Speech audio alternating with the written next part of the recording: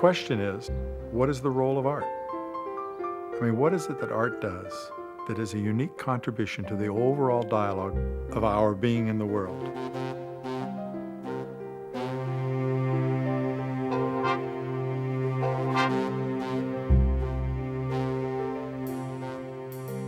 The first thing you have to do is separate art from all the myths that are wrapped around it.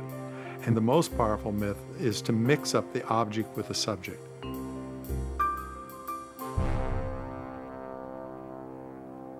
The subject of art is a non-thing. We're talking about feelings. And these feelings have values for us. That is, they enhance, they enrich, they make our lives more interesting.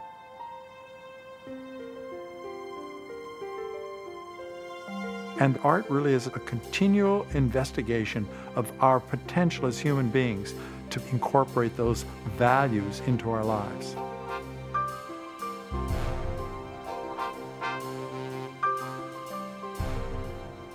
The artist essentially shows you the world in ways you have not seen it before and brings you to look at it again.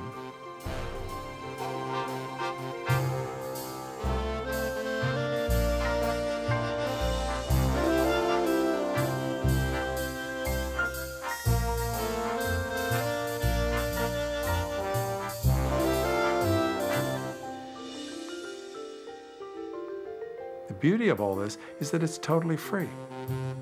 It's not about owning, it's not about possession. It's about seeing, it's about being aware, because it's around you all the time. And what you learn from really spending time with art is an awareness of the world which has the potential to enrich your life at every moment.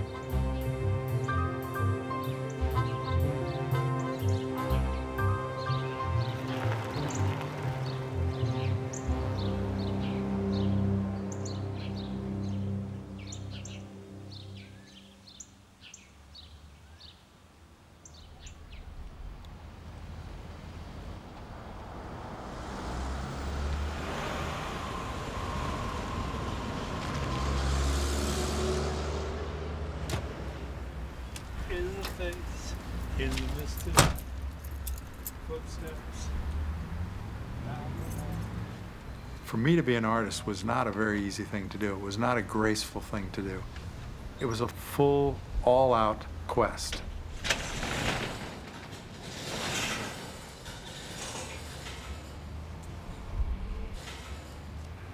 I started essentially alone in the studio, having to sort out the whole issue for myself as to why I was there and what art was about for me.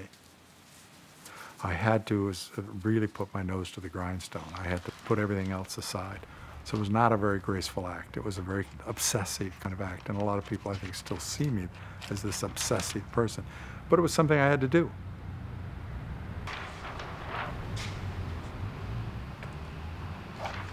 What I'm building here in this garage in San Diego is a kind of mock-up for a much larger installation that I'm going to do at the Pace Gallery. It's basically made up of 3 walls that are actually scrim with a blue, red, and yellow light within each wall so that it might become sort of like solid visual planes of color. So you've got something which has certain pictorial dimensions to it, and at the same time would be spatial. So it might be the bridge away from painting. People have a lot of difficulty, people that are sort of locked into painting, have a lot of trouble dealing with things that are outside of that realm. And although I've been doing that for 20 years, there's still a lot of resistance. So at least that is a possibility. I was a painter in a way. I inherited the role of a painter as an abstract expressionist. Over a period of time, being alone in the studio, the paintings began to talk to me. They set up a set of questions which I had to address, I had to pay attention to.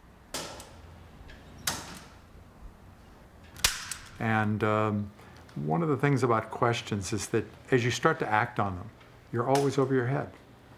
You're actually always flying in away by the seat of your pants. We're going to creak. For example, I could have stopped at the point of being a painter and gone on with infinite variations of that. But after a while, when you get involved with what you're doing, and it begins to feed back to you, and you begin to understand the possibilities and the consequences of it, and you become hooked on it. You sort of want to see it through. You want to understand where it's going.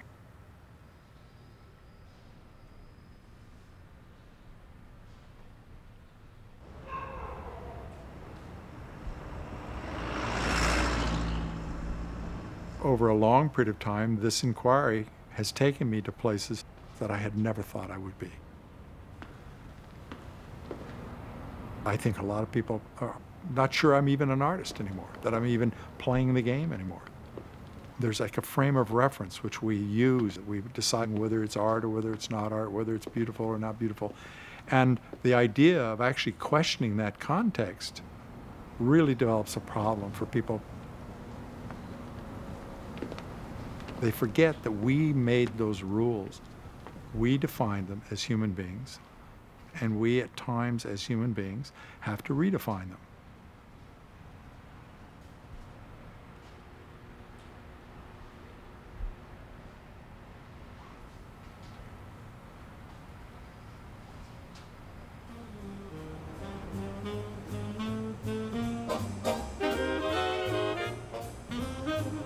Now, the thing about growing up in California, you get your first car and you're suddenly floating and moving about in the world in a way which I don't think most people ever have the opportunity to experience that. From the time I was 15, I was on the road, always going somewhere, always doing something. And for a young kid, you fix the car up and make it look just a particular way because it was an extension of your identity. This is like your first aesthetic lesson. I mean, sanding, polishing, changing something, adding something, in a sense, stylize that car. So it's a reflection of who you are. And so the car became a kind of way of being in the world that was footloose and fancy-free, and where the world is your oyster.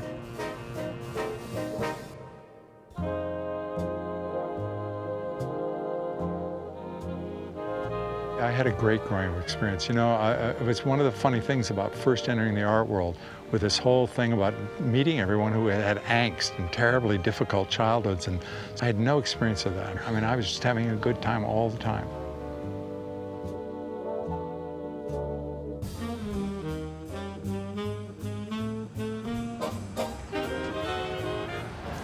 This is the Lemert Theater. I used to change that marquee. It was a nice place.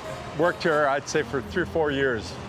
You know, I was assistant manager for a while because at 17, everybody was off in the Army at that time. So at 17, you could have a job like that. So I'd close it at 1 o'clock, go over there, try and hitchhike a ride, unless I had a girl stashed in the back row, which was the modus operandi when you worked at the movie theaters, you know.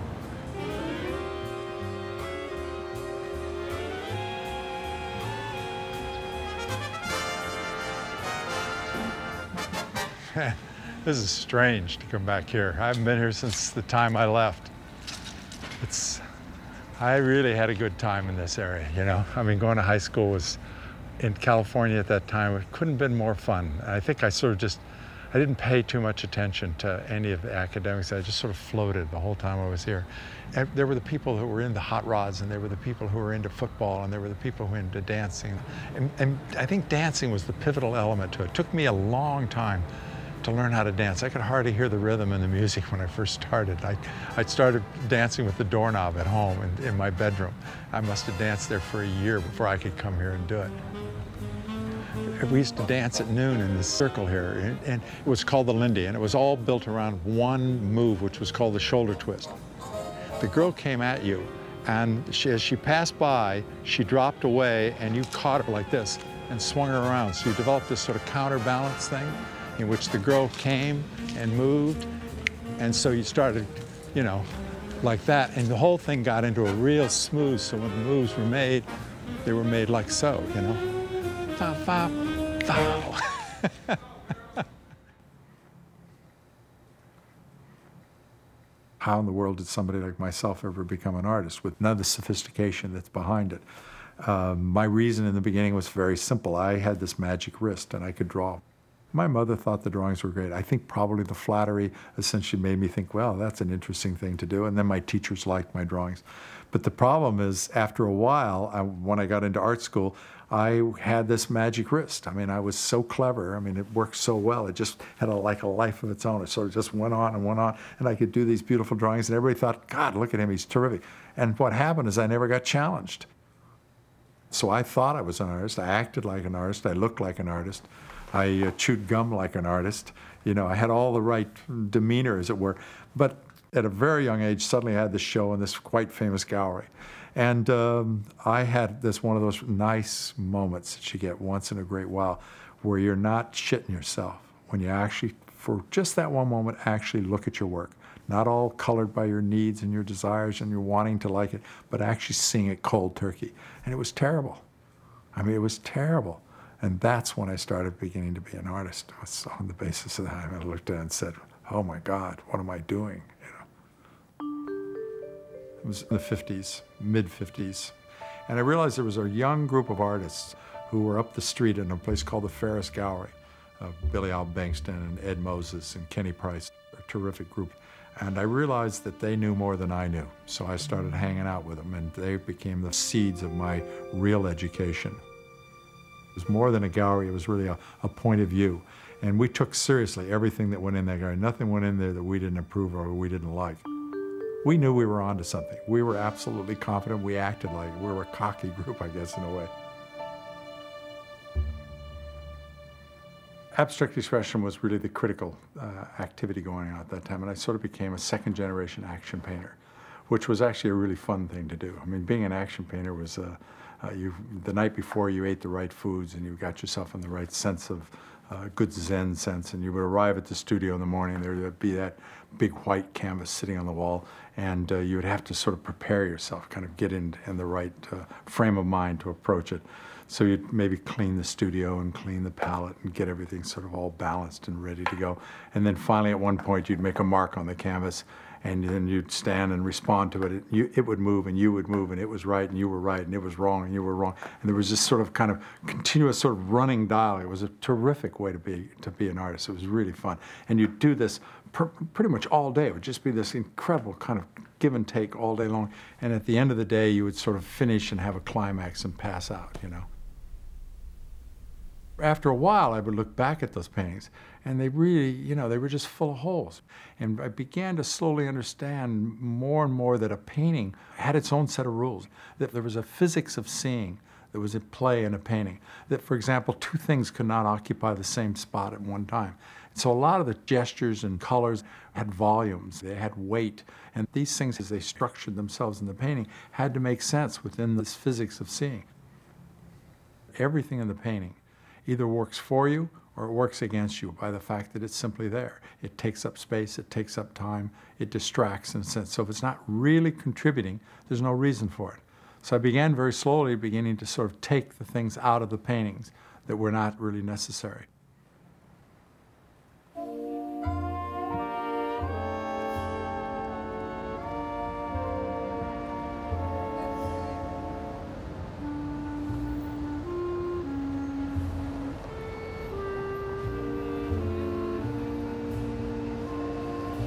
I came to Europe the first time when I was very young, I was 17.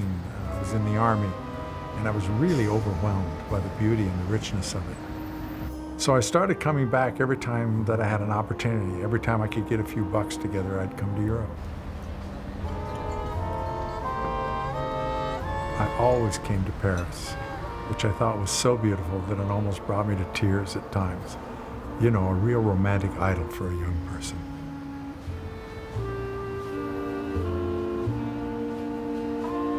I got in this habit of putting a couple of bottles of beer in my pocket and walking all night long. And I began thinking about being an artist and why not live here? But I realized that to do the kind of searching I was doing, this was the last place to be. It already had a culture, it already had its richness. In some ways, Los Angeles was a good place to be. I mean, there's no history, no sense of place, so it's really a good place to challenge ideas, to begin at the beginning.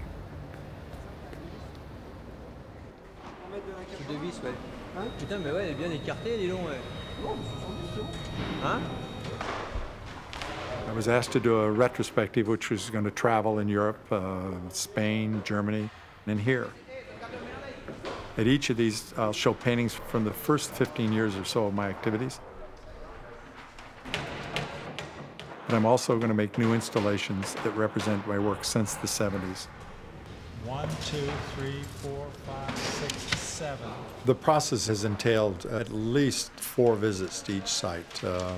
Go back, begin to kick a few ideas around in my head, then come back again and see whether or not they made any sense in the actual space. Then I went back and began to make a real set of plans, and now the visit for the installation.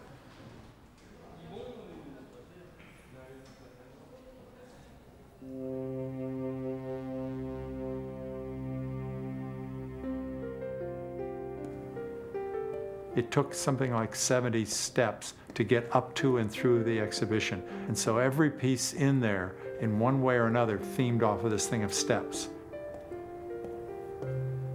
A radical piece going up the stairs, which was object-like.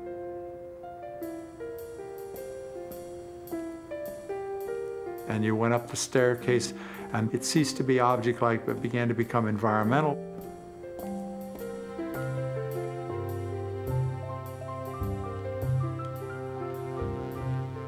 And then you went through a couple of spaces upstairs, which were really installations of the 70s.